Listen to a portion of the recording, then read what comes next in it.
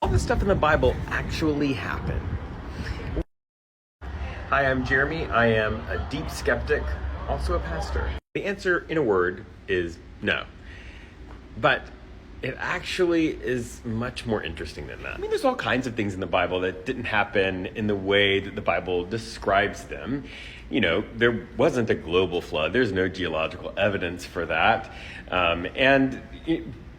Then if you dig deeply into it, like the histories in the Bible are like every history. They're written by people from a different country, and the people who are writing about the history about their country generally sort of overstate how great their leaders are and their country is. And we find that in the Bible over and over again.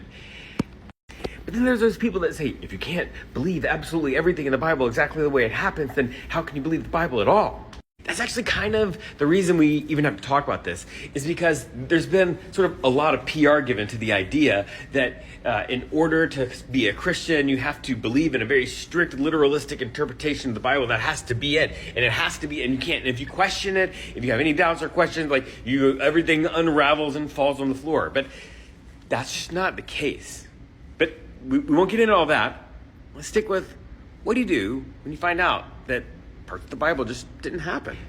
The problem here is that this really misunderstands what it is to be a sacred text, right?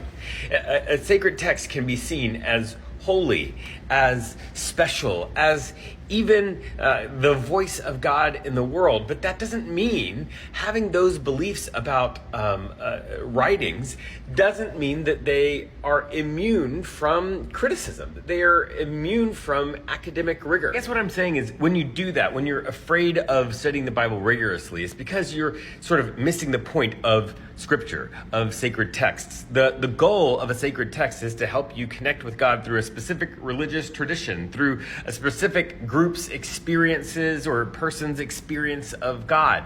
That's the point. That's what you're looking for when you are a person who is engaging with a sacred text to help you connect with God. So when you find out things like the end of the book of Mark, the last kind of bit of the last chapter, actually wasn't in there and is not reliable, or when you find out that some part of the Bible, like the first chapters of Genesis, are really figurative language and not meant to scientifically describe anything, even if you want to trust science of that era.